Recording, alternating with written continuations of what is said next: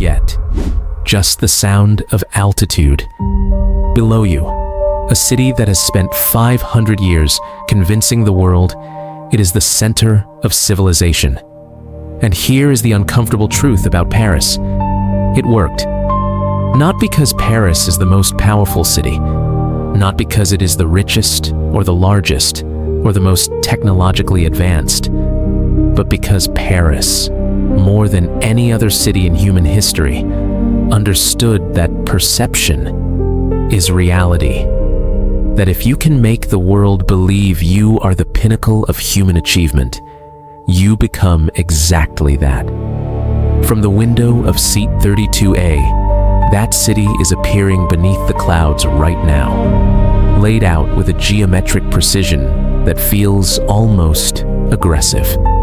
Wide boulevards radiating from circular plazas like the spokes of a wheel.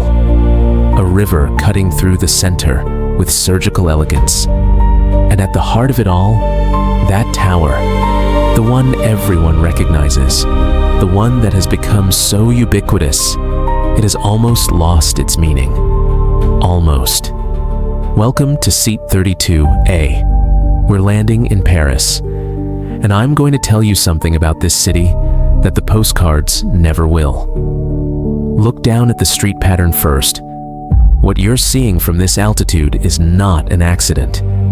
Paris looks the way it looks because of one man's vision and one emperor's willingness to destroy an entire medieval city to impose it.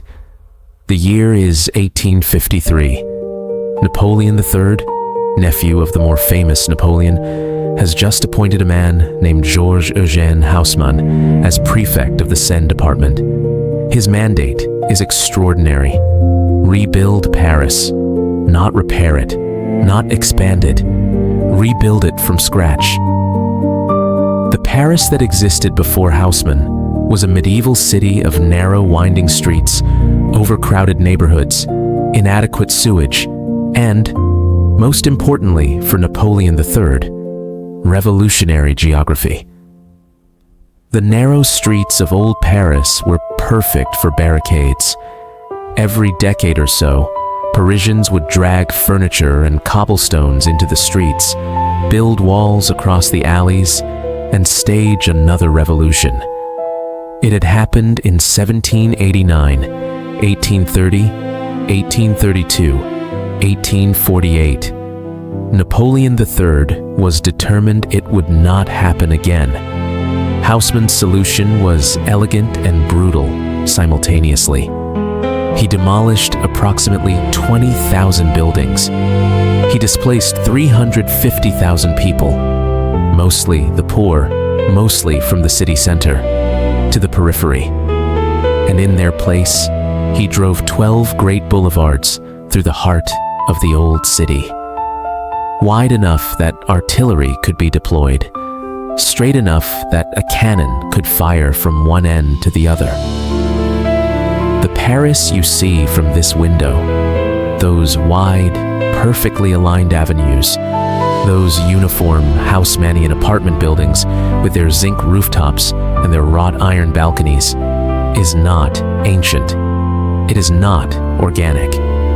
It is a deliberate act of political engineering disguised as urban beauty. Baron Haussmann didn't just rebuild Paris, he invented the idea of Paris. But let's go further back, because the story of Paris begins not with elegance, but with mud.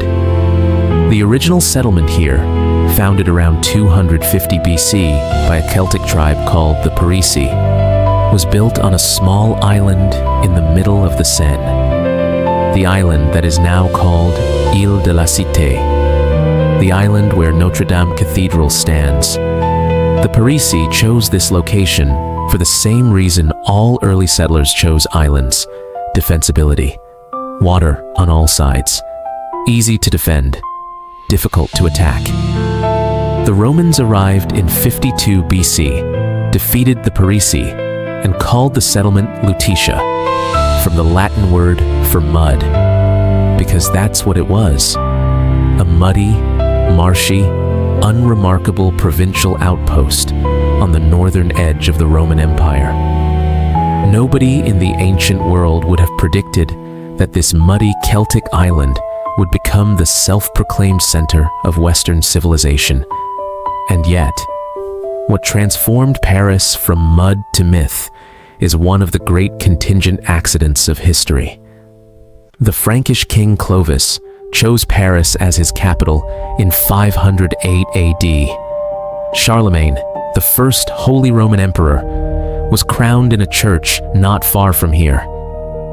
The Capetian dynasty made Paris their home in 987 AD and held it for 800 years. Each choice built on the previous one, compounding the city's symbolic weight until Paris became not just a capital, but a concept. By the 12th century, the University of Paris was the intellectual center of Europe.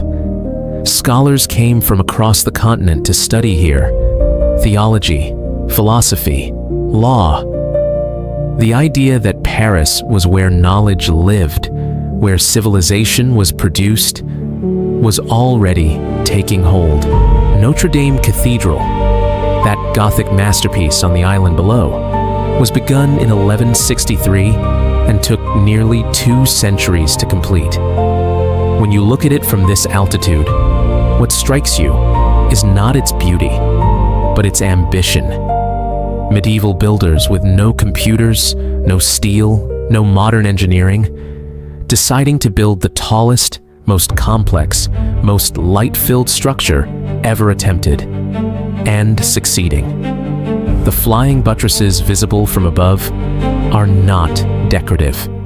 They are engineering solutions to an unprecedented structural problem: how to build walls thin enough to fill with stained glass while supporting a roof heavy enough to crush everything beneath it. Notre-Dame is not just a cathedral. It is medieval humanity's most audacious argument that Paris deserved to exist at the center of things. Now look at that river. The Seine divides Paris into 2 halves that the French have always considered fundamentally different. The Rive Gauche, the left bank to the south, is where the university is, where the intellectuals lived, where philosophy and literature were produced. The Rive Droite, the right bank, to the north, is where commerce happened, where the merchants and the politicians operated. This geographic division produced one of the most productive cultural tensions in history. For centuries, left bank Paris was where you went to think, to write, to argue, to be poor and serious and important. Right bank Paris was where you went to make money and wield power. Hemingway lived on the left bank. So did Gertrude Stein, James Joyce, Simone de Beauvoir, Jean-Paul Sartre, Albert Camus. In the cafés of Saint-Germain-des-Prés, those cafés you can see clustered around the church from this altitude, existentialism was invented. Modernism was refined. The lost generation of American writers came here after World War I because Paris offered something their own country couldn't: the permission to take art seriously. Here is a fact that most people don't know. In the 1920s, Paris was the capital of American literature. More important, American novels were written in Paris than in New York. Hemingway wrote, "The sun also rises here." F. Scott Fitzgerald revised The Great Gatsby here. Henry Miller wrote everything here. They came because Paris treated artists as citizens rather than eccentrics. Because a writer in Paris had social status. Because the exchange rate meant an American with a modest income could live like a Parisian intellectual. Which is to say, beautifully and cheaply and in permanent, productive argument with everyone around them. Paris exported a way of being in the world. Not just art, not just fashion, but an entire philosophy of how to spend an afternoon, how to disagree with a stranger in a cafe, how to take food seriously, how to dress as if your appearance is a form of communication. how to make the ordinary, a meal, a walk, a conversation, feel significant.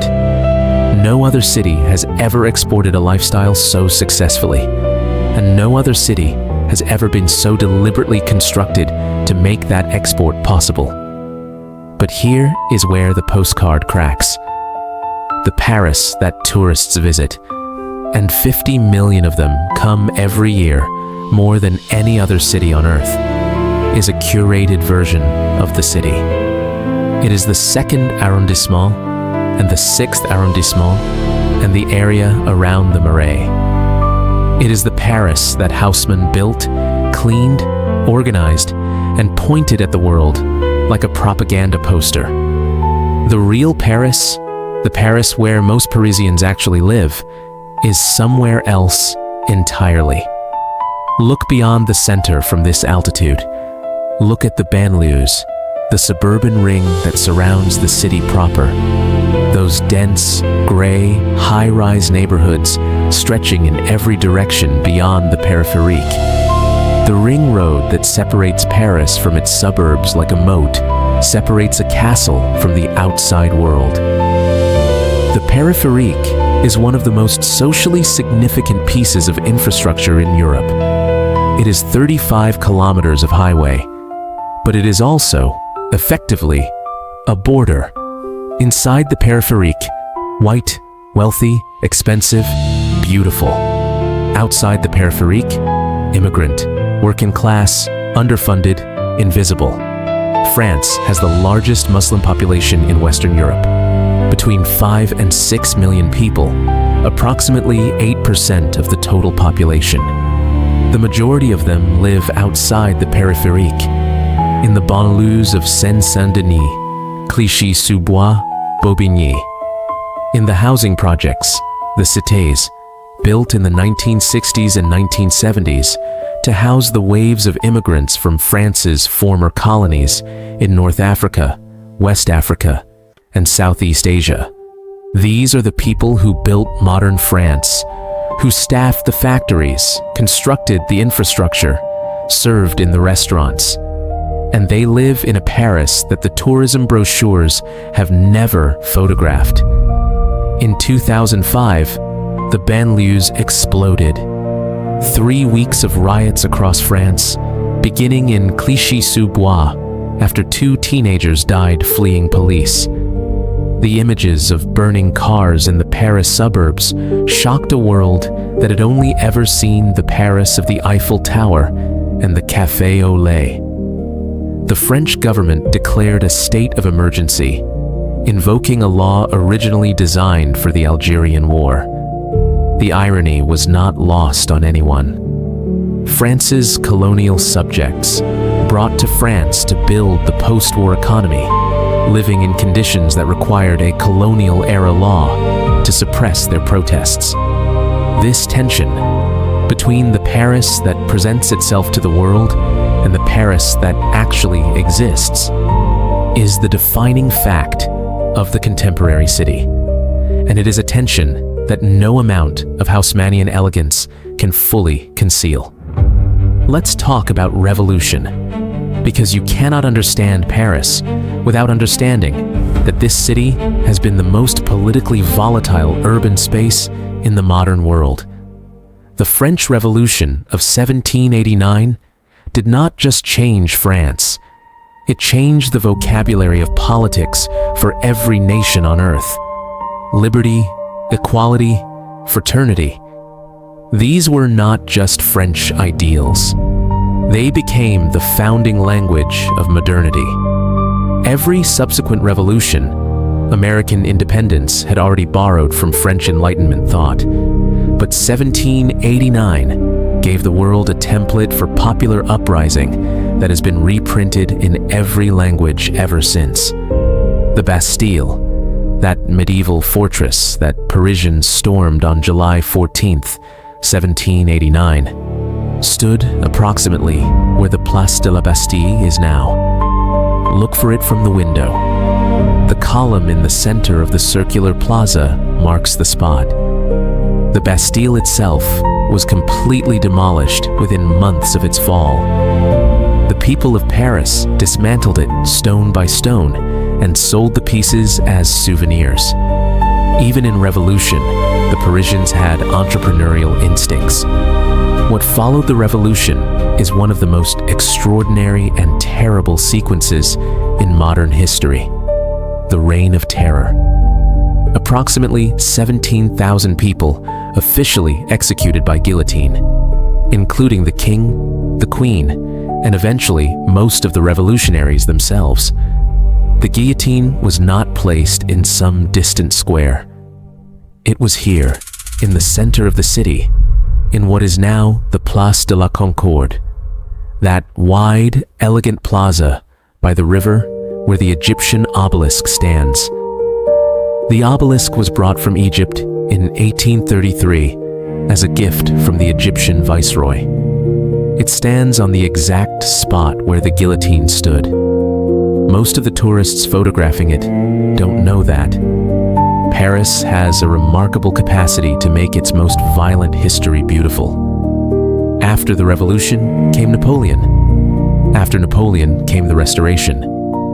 After the Restoration came the Revolution of 1830. After 1830 came the Revolution of 1848. After 1848 came Napoleon III. After Napoleon III came the Franco-Prussian War of 1870, the Prussian Siege of Paris, the Paris Commune of 1871, the most radical experiment in working-class self-governance in history, which lasted 72 days before the French army massacred somewhere between 10,000 and 30,000 Parisians in what is called the Bloody Week. Then came the relative peace of the Belle Époque, the beautiful era of the late 19th century when Paris built the Eiffel Tower, hosted World's Fairs, and produced Impressionism, the Can-Can, and Art Nouveau. Then came World War I, which killed 1.4 million French soldiers. Then came the interwar years of Hemingway and jazz. Then came World War II and the German occupation of Paris from 1940 to 1944. 4 years during which the city that considered itself the pinnacle of civilization collaborated, largely without resistance, with the systematic deportation of 77,000 French Jews to Nazi extermination camps. This is the history that Paris rarely tells about itself. The Vichy government, the French government that collaborated with Nazi Germany, was not imposed on France. It was chosen. French police rounded up Jewish families. French civil servants administered the deportations. French collaborators informed on their neighbors. And then, in August 1944, when Allied forces were approaching and German defeat was inevitable, Paris was liberated, and the city reinvented its wartime history almost overnight. The resistance became the dominant narrative. The collaboration became, officially, a temporary aberration imposed by a criminal regime. It took French President Jacques Chirac until 1995, 50 years after the liberation, to officially acknowledge that France, not just the German occupiers, was responsible for the deportation of French Jews. Paris is very good at rewriting its own history. It has had centuries of practice. Now, that tower. The Eiffel Tower was built for the 1889 World's Fair and was supposed to be demolished after 20 years. It survived because it turned out to be useful as a radio transmission tower. For the first decade of its existence, it was genuinely hated by the Parisian intelligentsia. The writer Guy de Maupassant ate lunch at the tower's restaurant every day, not because he liked it, but because it was the only place in Paris from which he couldn't see it. Today, 7 million people visit it annually. It is the most visited paid monument on Earth. The image of the Eiffel Tower is reproduced so constantly, on postcards, on tote bags, on phone cases, on the t-shirts of people who have never been to France, that it has become less a structure and more a symbol, a logo for an idea. From this altitude, what strikes you is how the tower anchors the city's geometry. The Champ de Mars stretching behind it, the École Militaire at the far end, the grand axe running from the tower through the Place du Trocadéro and beyond. The same axial logic that Haussmann applied to the street system applied here to the city's symbolic landscape. Paris is obsessed with axes, with lines of sight, with the idea that standing at one important point, you should be able to see another important point in the distance. The Champs-Élysées runs in a perfectly straight line from the Place de la Concorde to the Arc de Triomphe. The Arc de Triomphe sits at the center of 12 radiating avenues.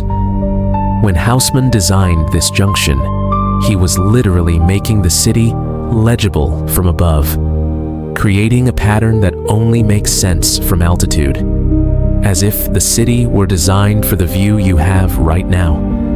Let's talk about what Paris is today, because the city in the postcards and the city in 2024 are not the same place.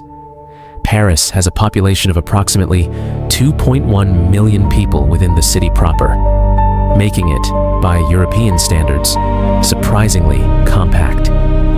The greater metropolitan area is around 12 million. For a city of its symbolic weight, Paris is not that large, but Paris is in a complicated moment. For most of the 20th century, when artists and intellectuals wanted to be somewhere electric, somewhere that felt like the center of things, they came to Paris. Today, they go to Berlin, to Lisbon, to Mexico City, to Seoul, to anywhere that Paris no longer is. Cheap, permissive, unfinished, genuinely strange. Paris has become, in some ways, a victim of its own perfection. The city is so beautiful, so well preserved, so carefully curated that it has calcified. The Haussmannian buildings cannot be altered. The sight lines must be protected. The historic center must remain the historic center. And as a result, the spontaneous, chaotic, generative energy that makes cities creative has migrated elsewhere. The French have a word for this: museification, the turning of a living city into a museum. Paris is the most extreme example in the world of a city that has become so iconic it can no longer fully evolve. And yet, people keep coming, 50 million a year, from every country on earth, to walk the boulevards that Haussmann drove through the medieval city, to eat in the cafes where Hemingway argued about writing, to stand beneath the tower that de Maupassant despised, to photograph the cathedral that took 2 centuries to build and nearly burned down in 2019. The night Notre-Dame caught fire, 1 billion people watched live, and heads of state wept publicly for a building. When Notre-Dame burned, the world grieved as if a person had died. No other city's architecture commands that response. No other building, perhaps in history, has provoked that collective emotion. That is the strange, uncomfortable power of Paris. The city that spent centuries convincing the world it was the center of civilization, succeeded so completely that the world now genuinely cannot imagine losing it. There is a psychological condition called Paris syndrome. It was first documented by a Japanese psychiatrist working in Paris in the 1980s.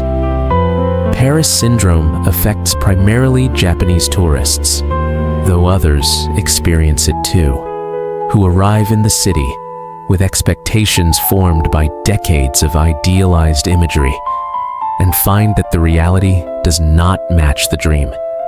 The streets are not always clean. The waiters are not always charming. The light is not always golden. The city is, in places, indifferent, dirty, exhausting, expensive. The gap between the imagined Paris and the actual Paris can be so severe that some visitors experience genuine psychiatric symptoms: hallucinations, derealization, acute anxiety. The Japanese embassy in Paris keeps a 24-hour hotline for tourists experiencing Paris syndrome. Several Japanese visitors are repatriated each year for psychological treatment.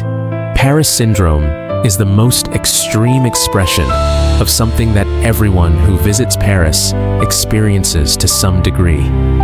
The city has been so thoroughly mythologized in film, in literature, in fashion, in advertising, that arriving here carries an almost impossible weight of expectation. And the city knows this. Paris has been performing itself for so long that the performance has become the reality. The waiters who seem rude are performing Parisian indifference, and both they and you understand that this is part of the Paris experience you came for. The beauty of the boulevards is not natural. It was engineered, violently, 170 years ago, but it is genuinely beautiful. The cafes where Sartre argued about existentialism are now tourist destinations, but people still argue in them. Paris is simultaneously authentic and constructed, real and performed, historical and invented, and it has been this way for so long that the distinction no longer matters. We are close now. Watch the window. As we descend, look for the Seine, that perfect curve cutting through the center of the city. Look for the Île de la Cité, that small teardrop of an island where everything began, with the gray bulk of Notre-Dame visible even from this altitude, its reconstruction scaffolding still visible, the cathedral slowly returning from the fire that shocked the world. Look for the geometric perfection of the Grand Boulevards, those straight lines that Haussmann drove through the medieval city, visible from above as the organizing logic of the whole. Look for the zinc rooftops of the Haussmannian buildings, gray and silver in the Paris light. That particular flat gray light that Impressionist painters spent their lives trying to capture, and that no photograph quite reproduces. And then, look for the edges, the places where the perfection ends, where the périphérique cuts its boundary, where the banlieues begin, the Paris that doesn't appear on the postcards. That is the real city. Both of them together. The curated center and the forgotten periphery. The Eiffel Tower and Clichy-sous-Bois. Sartre in his café and the riots of 2005. Notre-Dame burning and a billion people watching. The city that invented modernity, and the city that still hasn't resolved what modernity means for the people it left behind. Paris is not the city of love. That is a marketing slogan. Paris is the city of contradictions, held together by extraordinary beauty. And from up here, from seat 32A, looking down at those zinc rooftops and those radiating boulevards and that river curving through everything, it is, whatever else it is, genuinely one of the most beautiful things human beings have ever built. This was seat 32, A Paris, France, episode 4. The city that spent 5 centuries convincing the world it was the center of civilization, a medieval island of mud that became the most visited city on Earth, the city of revolution and collaboration, of Hemingway and Haussmann, of the guillotine and the Eiffel Tower, of Paris syndrome and 50 million visitors who keep coming anyway. Next time, we go somewhere completely different. Same seat, different window, same question. What is this city, really? Subscribe and find a window seat.